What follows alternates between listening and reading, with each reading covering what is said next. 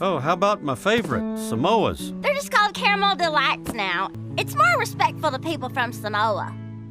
That's a good change. It's nice to be nice. It sure is. It's nice to be nice, the theme of this new season of King of the Hill. Which is great, because no one wants to see conflict or negativity in their comedy. Nope.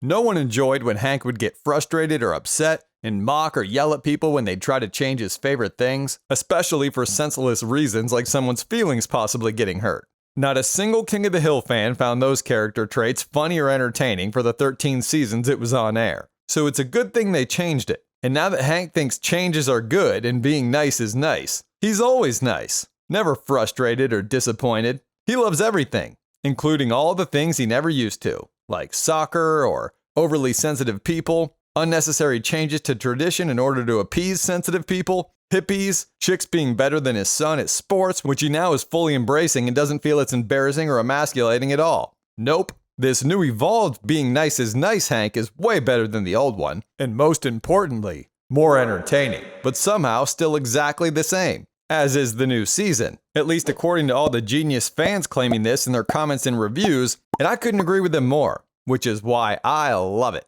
After my previous review of the new season of King of the Hill, where I mistakenly pointed out some things I thought to be flaws, I was swiftly corrected by an army of angry viewers claiming my opinion is what was flawed, rather than the show, which is perfect and amazing in every way.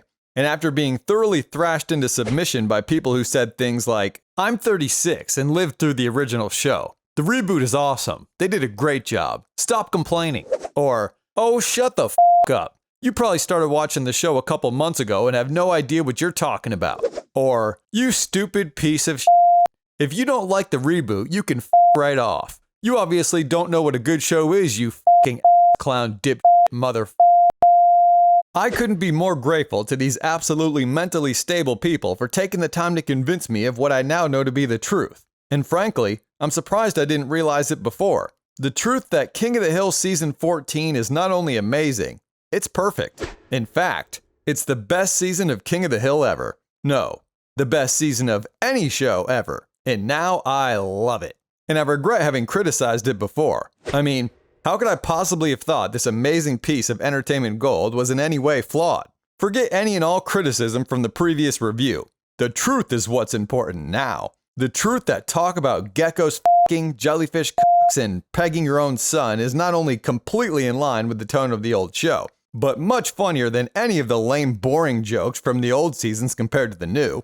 Subtle jokes that try to be clever and hide their meaning with subtext rather than being completely on the nose. Such as when Bobby gets caught partying with Luann's boyfriend at Boomhauer's house when he's out of town. Then when Bobby's being scolded by his parents, he says, 12 years old and drinking a beer? I didn't even like it. which makes Hank reply, Well, now you're just trying to get me mad. that type of joke which subtly points out the absurdity of a beer-loving father being more angry about his son's insult towards beer than the fact that he was drinking it in the first place, isn't funny at all. Especially since if you aren't smart enough to understand or acknowledge that's the subtext of Hank's line, you might not even realize it was a joke. And I don't know about you, but I'm a dummy. I don't want jokes with hidden meanings in my shows, which is why I'm much more satisfied by this new season where the jokes are dumbed down enough to never go over my head.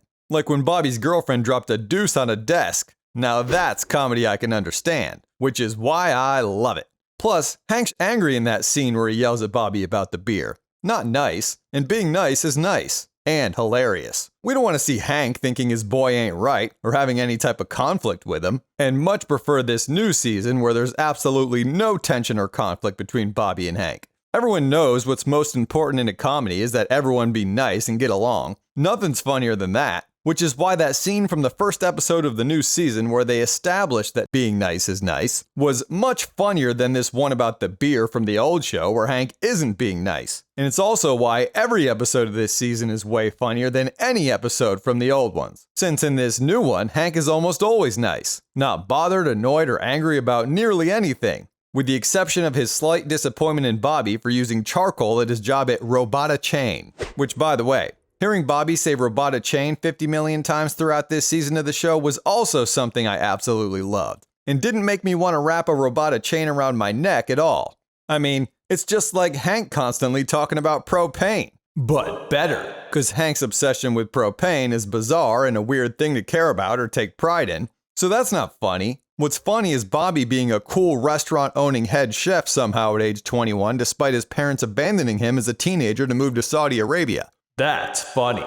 Because cool things are much funnier than weird things, which is also why this new cool, responsible Bobby is much funnier and more entertaining than the goofy one who is constantly doing silly things like kicking people where the sun don't shine and yelling, That's my purse! why would anyone want to watch Bobby doing those things when we can enjoy the hilarity that ensues when he successfully runs a restaurant as a serious, responsible adult and gets laid on the reg without trying? He's way funnier now, and anyone claiming he's completely changed and that all his charm and lovable traits were removed from the character in the new season is clearly just a hater. But moving on, some of you may or may not know about a narrative principle known as Chekhov's gun, established by Russian playwright Anton Chekhov in the 1800s. It basically states that you shouldn't include a character or object in a scene, like a gun, if it's not going to be used and therefore isn't tied to the plot. Because if you add unnecessary elements like that and do nothing with them, the audience will likely assume that they're going to be used, and when they don't get used and ultimately the audience realizes they were added for no reason, they feel misled and let down because their expectations weren't met. Now, some haters might say that Brian in the new season of King of the Hill is an example of a Chekhov mistake, a character that was added but wasn't used for anything, because he's just standing around sometimes, mostly in episode 1, and never really does anything or contributes anything significant to a single story throughout the season. Some extremely lame haters might even suggest he was just injected into the show by the showrunner to check off some kind of diversity box. But I'd never say that. In fact, I think Brian's the best character on the show. And despite the fact that he doesn't say much, is barely seen or mentioned, and every episode featuring him would basically be the same without him, I love him and think he's the most important character in the show. So important that Peggy should have given Hank the boot and gone interracial this season. Go back to Saudi Arabia, Hank. There's a new king in town, and his name's Brian.